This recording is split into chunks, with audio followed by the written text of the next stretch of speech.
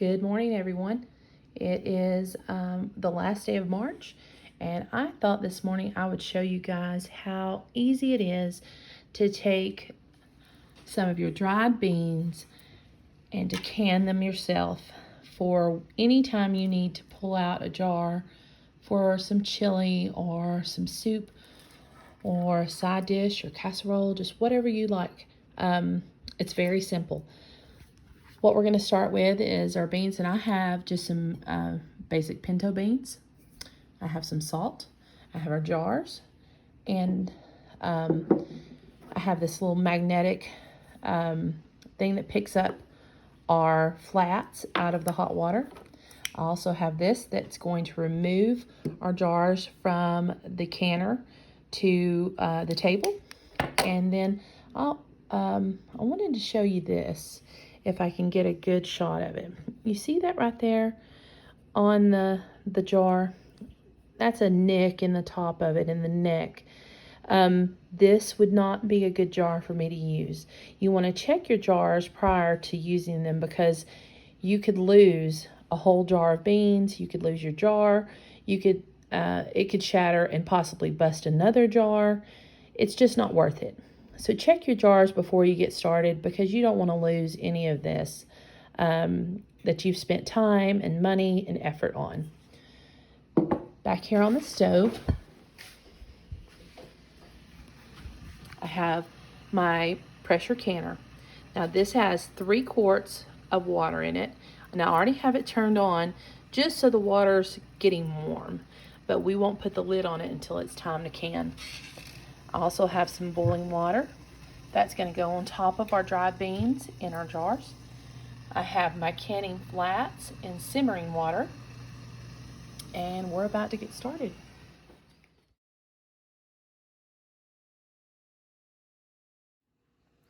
Okay, I've put the beans in my jars already because I'm not super great with the camera work and doing that, so I went ahead and did it prior to coming back to you. This is what I did though.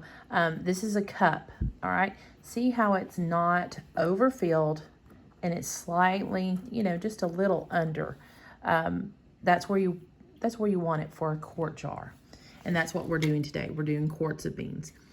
Beans will swell and expand, and you do want to have some liquid there with them.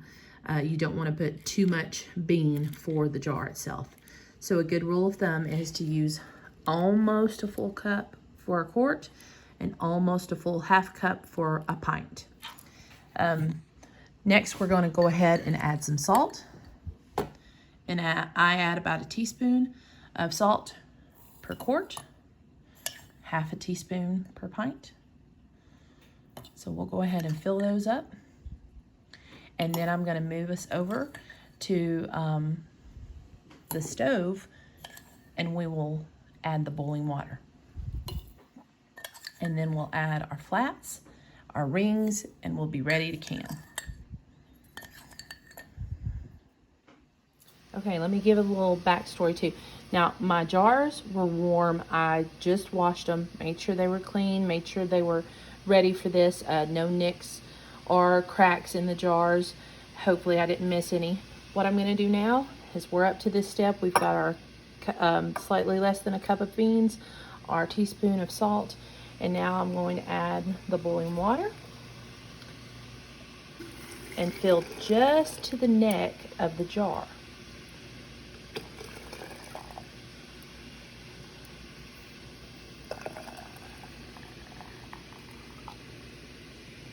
Tiny bit more. There we go. Now that's going to give a little bit of head space. You want that, so like I said, when things do swell and there may be a little more liquid as the beans absorb it and everything comes up, there's some room there. We're going to do this with every jar, and then we'll put on the flats and the lids. All right, all the jars are filled with water, got their beans ready for their flats. This is such a handy little tool. It's got a magnet on the end, and so you can just go in here and pick up one of these flats and put it on your jar, and then put on your ring. Now, this is a good rule of thumb.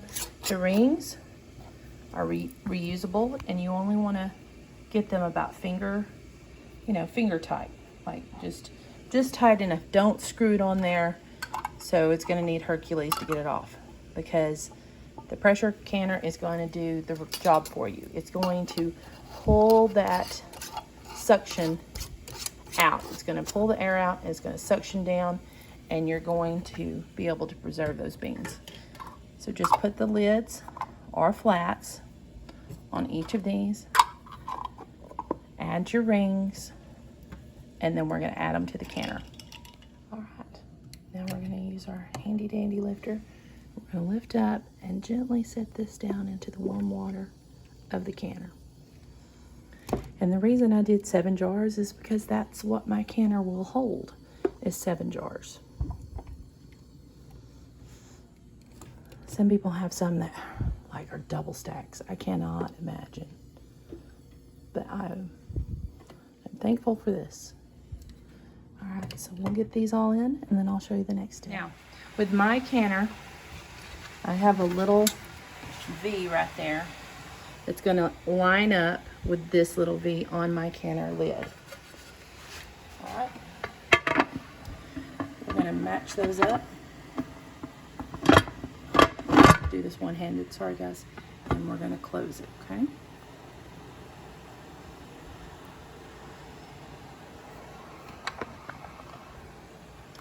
Once that's closed and I have my heat on, it's going to start building pressure.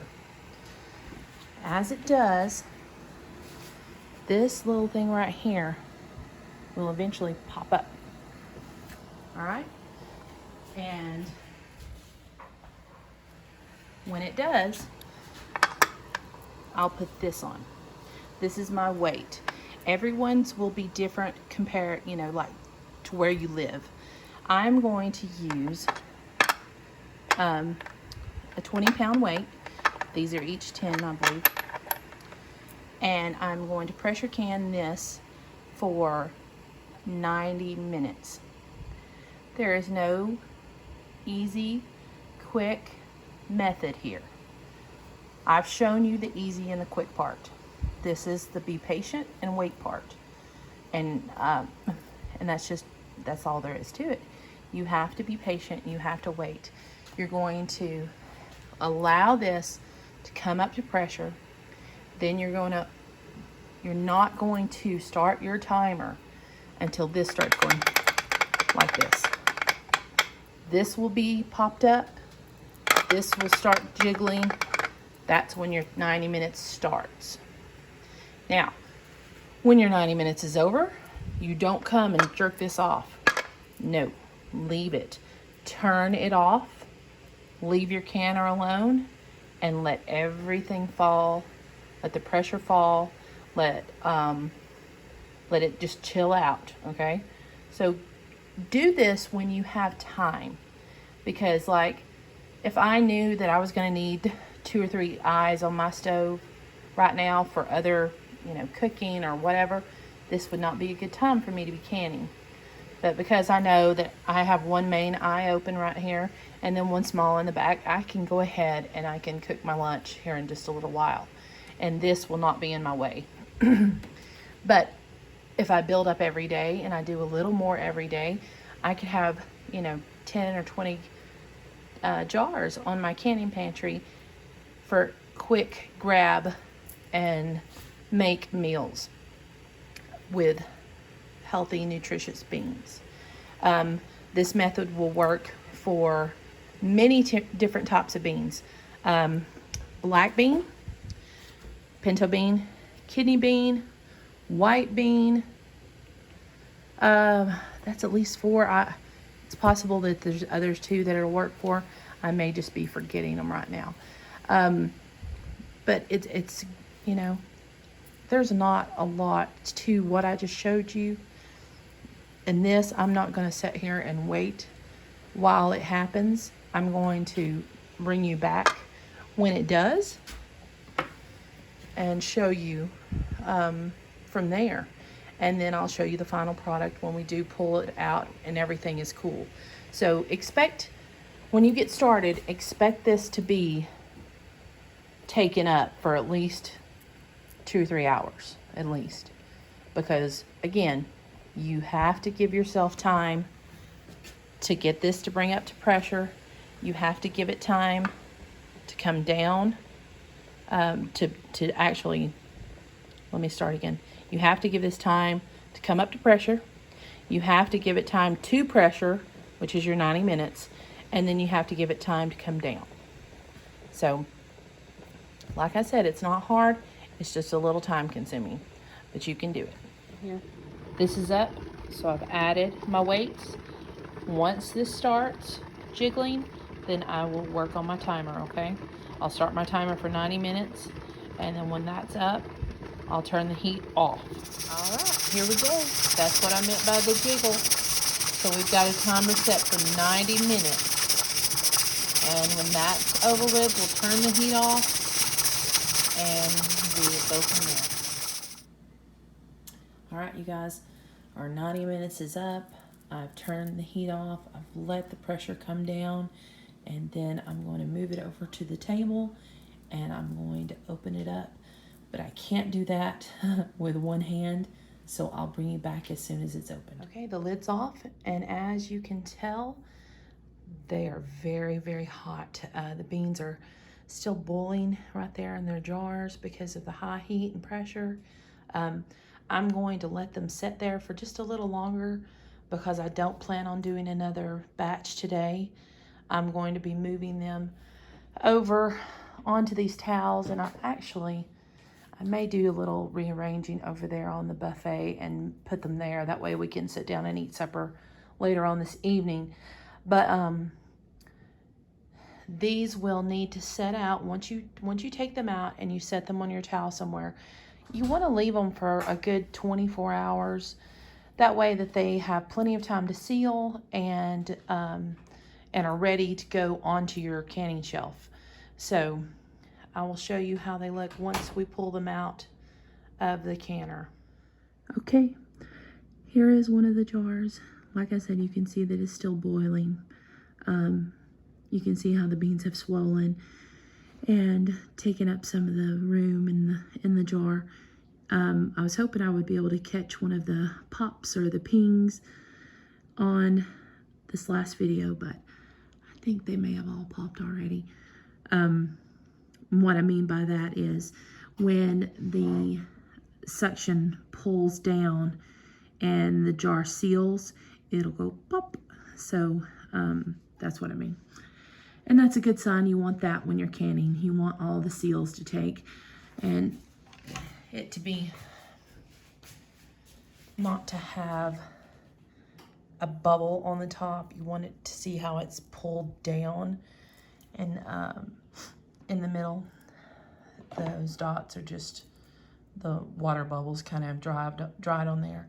And I'll clean the jar off when it's completely finished and cool and has set out for a while. But that's it. That's just how easy it is to can your own dried beans. I hope you try it. I hope you enjoy it, and I hope you have the courage to not be afraid of your pressure canner anymore. You can definitely do this and save yourself some money and have some really healthy meals for you and your family. Hope you enjoy. Thanks. Bye-bye.